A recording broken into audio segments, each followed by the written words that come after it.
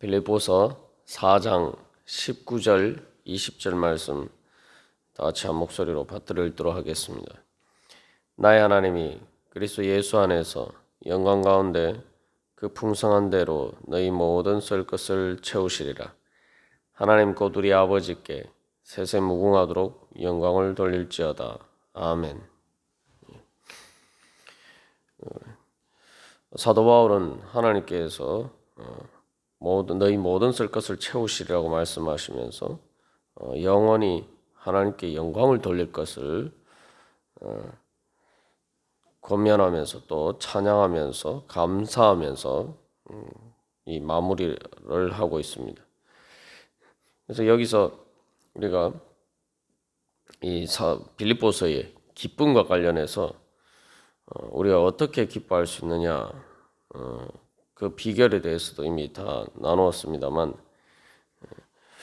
사도 바울은 항상 기뻐하라 라고 이야기하는데 어떻게 보면은 항상 기뻐할 수 있는 것은 하나님께서 우리의 모든 쓸 것을 채워주실 것이라는 믿음이 있기 때문이죠.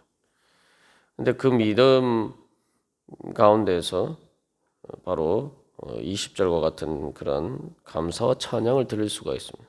그래서 항상 또 모든 우리가 이 사장에서 계속 사도 바울이 그냥 어떤 한 부분에서만 또 어떤 때만 또 어떤 것에서만을 이야기하지 않고 모든 것 항상 그래서 말 그대로 전부 다 우리가 하나님께 감사하지 않을 것은 없다 그렇게 이야기하고 있습니다.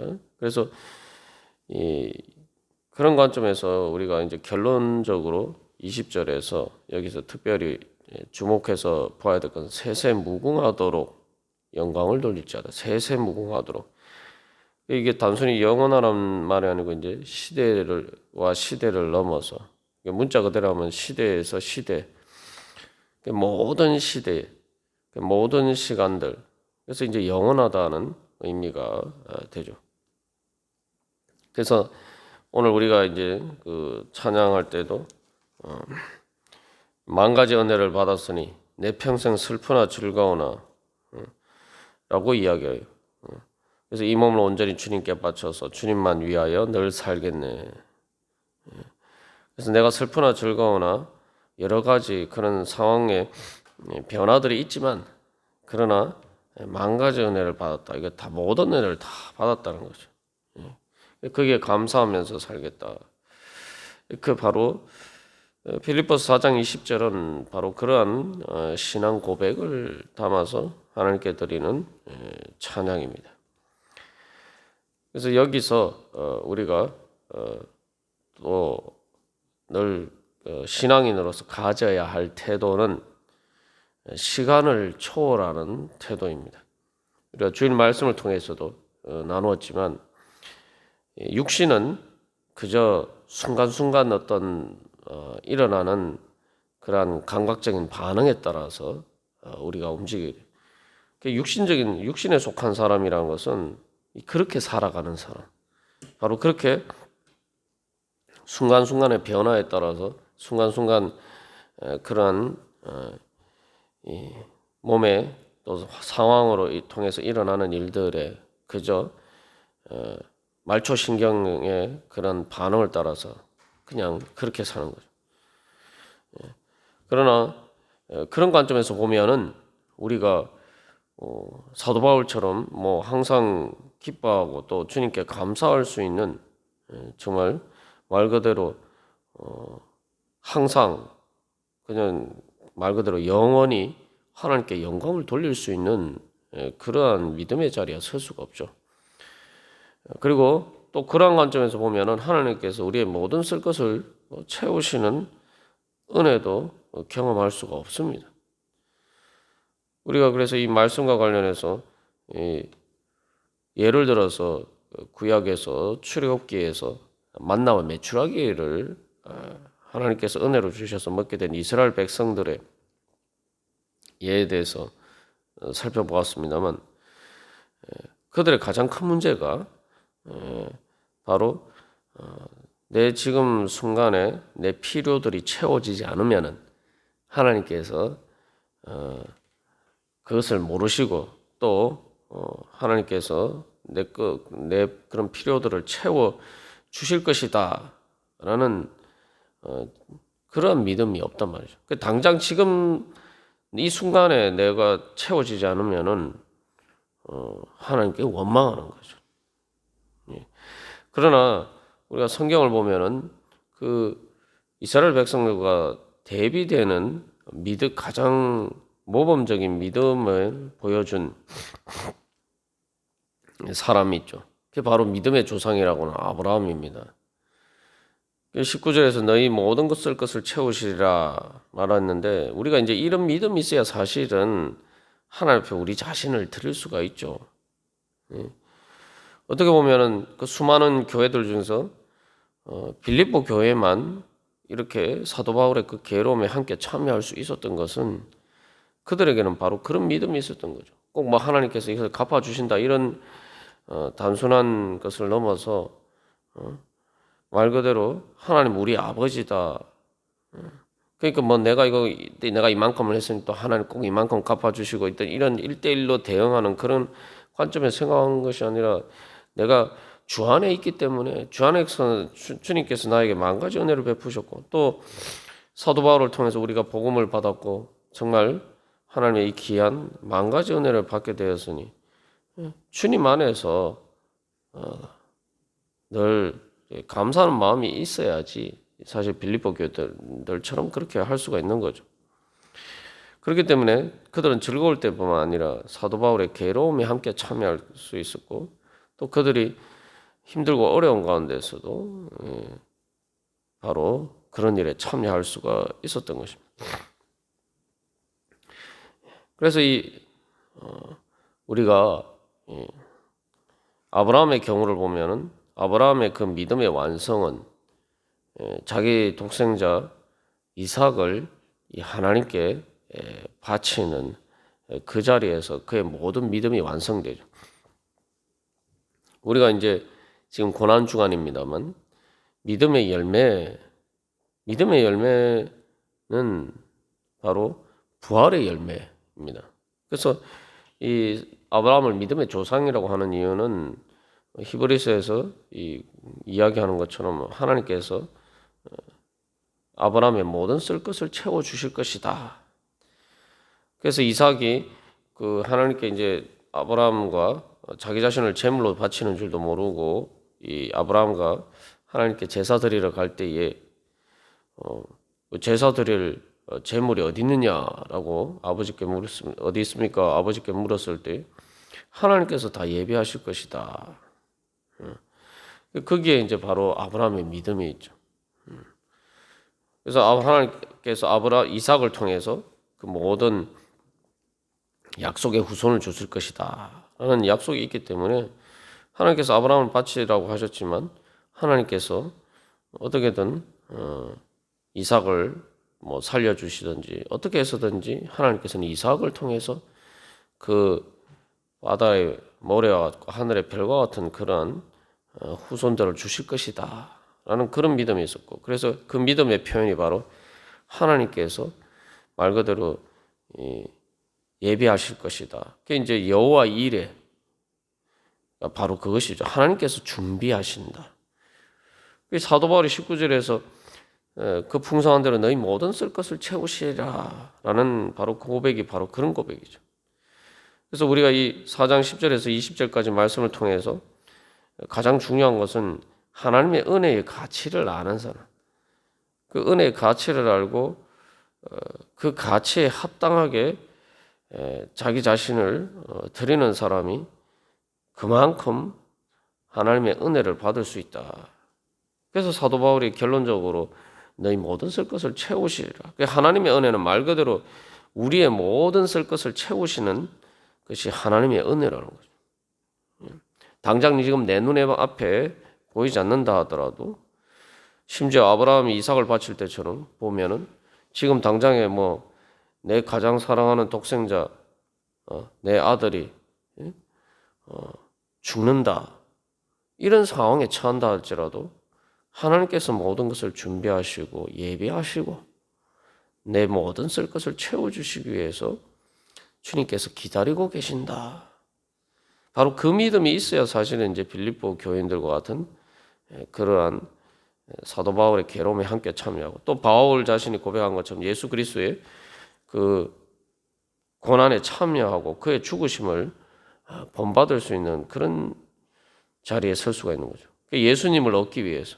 그래서 사도 바울은 부활의 권능을 참여하고자 해서 또 그렇게 한다라고 이야기하고 있습니다. 그래서 이제 아브라함의 믿음이 모든 믿음의 조상이라고 하는 것은 아브라함이야말로 하나님의 은혜의 가치를, 비록 그가 예수님을 만나지는 않은, 예수님께서 이 땅에 오시기 전이었지만 예수님을 통해서 보여주신 하나님의 은혜를 가장 정확하게 제대로 안 사람이었단 말이에요. 왜 그렇습니까? 하나님이 예수님을 통해서 보여주신 은혜가 뭡니까? 우리가 오늘 찬양하죠. 성자의 귀한 몸, 날 위하여 버리신 그 사랑이라고 하는데, 독생자 예수 그리스도를 하나님께서 우리에게 주신 것이 바로 하나님의 은혜란 말이죠. 아브라함은 바로 그 은혜를 알았기 때문에, 하나님의 은혜가 예수 그리스도를 그가 직접 만나지 못했지만 바로 하나님의 은혜가 그런 은혜라는 것을 알았기 때문에 자기 독생자인 이삭을 주님께 바칠 수가 있었다는 거죠. 하나님의 은혜가 바로 하나님께서 우리에게 독생자를 주신 것처럼 자신도 그렇게 자기 아들을 주님께 바칠 수 있는 그런 믿음. 그 믿음이라는 게 어떻게 보면 대단하다고 생각할 수가 있지만 실제로는 하나님이 나한테 그런 은혜를 베풀어 주셨다. 또 앞으로도 그렇기 때문에 모든 쓸 것을 채워 주실 것이다. 그냥 그것을 알기 때문에, 그냥 말 그대로 그걸 아는 거예요. 알기 때문에, 그런 믿음이 있기 때문에, 믿음이라고 얘기하면 자꾸 아브라함의 믿음하면 너무 대단하게 어려운 것으로 생각합니다만, 하나님이 당연히 그렇게 해주실 것을 알기 때문에 바로 그렇게 주님 앞에 자신을 드릴 수가 있었던 거죠. 그래서 이 아브라함이 가장 그의 믿음의 극치, 가장 큰 믿음의 완성을 보였을 때에 하나님께서 그에게 주신 축복이 바로 여호와 이레의 축복이죠. 이게 바로 빌립보 교인들이 받은 축복이에요. 그래서 바울이 그들을 너희 모든 쓸 것을 채우시리라. 이게 바로 여호와 이레의 축복입니다. 그래서 이 하나님께서 우리에게 주신 은혜를 우리가 볼 줄 아는 눈이 있어야 됩니다. 그러기 위해서는 하나님께서 우리에게 베풀어 주시는 은혜는 우리가 하나님께 세세무궁하도록 영광을 돌려야 되는 이유는 하나님께서 세세무궁하도록 우리에게 풍성한 대로, 그 풍성한 대로 우리의 모든 쓸 것을 채워주시기 때문입니다. 그래서 하나님께서 우리에게 베풀어 주신 은혜는 그 빌립보 교인들이 그렇게 사실 우리가 그때그때 이렇게 항상 모든 것을 실제로 이제 드리는 건 아니지만 그런 마음으로 이제 주님 앞에 드릴 때에 우리가 하나님 앞에 드린 것의 열매는 그저 단시간에 끝나는 것이 아니라 그냥 농사를 지으면 그러잖아요. 농사 지으면 봄에 뿌려서 가을에 열매를 거두는 한 번으로 끝나는 게 아니고 나무를 심으면은 그에는 열매가 나고 또 그 열매를 그 다음에는 더 많은 열매가 맺히고 이런 식으로 점점 자라가잖아요. 그런 것처럼 우리가 하나님께서는 우리에게 부활의 그러한 소망을 주시고 하나님께서는 영원하신 하나님이기 때문에 시간을 초월하신 하나님이기 때문에 바로 그 시간들이 그저 순간순간 그렇게 내가 그 받는 것으로 끝나는 것이 아니고 내가 순간의 이 시간 가운데서 주님 앞에 드렸지만 그것들이 시간을 이어서 계속해서 더 큰 열매로 맺혀지는 것이다 말이죠. 그렇기 때문에 하나님께서 우리에게 주신 은혜도 하나님께서 그것에 따라서 말 그대로 계속 이자가 불어나는 거예요. 그래서 앞에서 우리가 이 빌립보 교인들이 바울을 후원하며 하나님을 드리면서 바울을 후원한 것에 대해서 바울이 내가 너희들의 것을 하나님의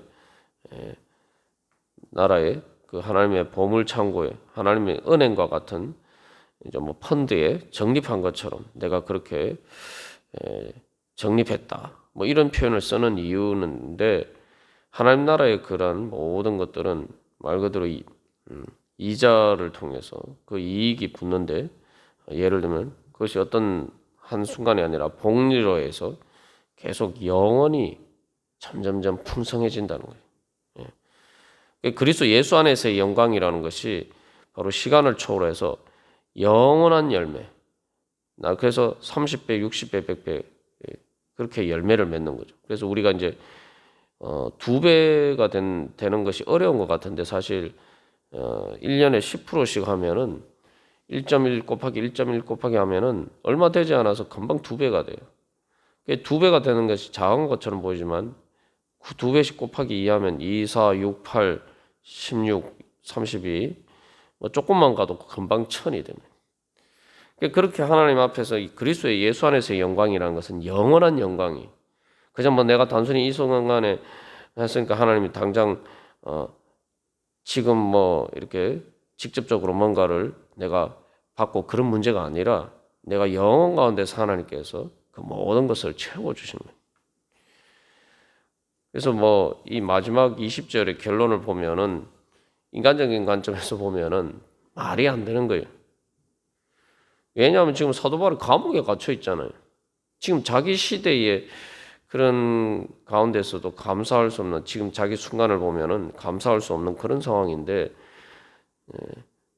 사도 바울은 자기 지금 순간의 그 고난을 넘어서는 하나님께서 영원 가운데 그래서 여기서 특별히 단순히 영원하다는 표현을 쓰죠. 그 시대와 시대 이게 세세라는 표현을 쓰죠. 는 이유가 지금 로마 제국이 그렇게 사도 바울을 감옥에 가두고 있지만 그 로마 제국이 다스리는 시대를 넘어서 하나님의 영광은 그 모든 쓸 것을 채워주시고 바울과 빌립보 교인들이 그들이 그렇게 하나님 앞에 헌신한 것에 대해서는 하나님께서는 그 로마 제국의 시대가 끝나도 하나님께서는 영원히 시대를 넘어서 그 모든 것들을 열매 맺게 하시고 또한 그 영광 가운데 모든 것을 갚아주시고 또 채워주시고 그래서 우리에게 부활을 통해서 영원한 영광의 영생의 그 자리에 이르도록 그래서 하나님께서 그 영생이라는 것도 그래서 날마다 더욱더 새로워지는 더 풍성해지는 은혜 가운데 우리들을 채워주시는 바로 그 은혜가 있기 때문에 그게 영생이죠.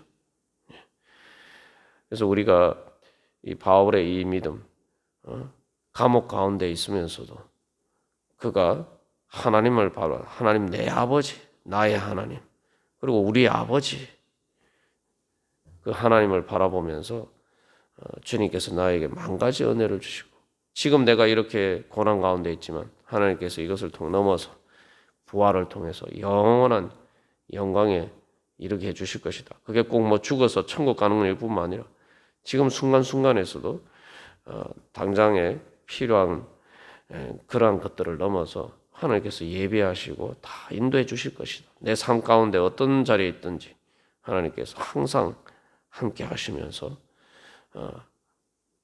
주님께서 채워주실 것이다.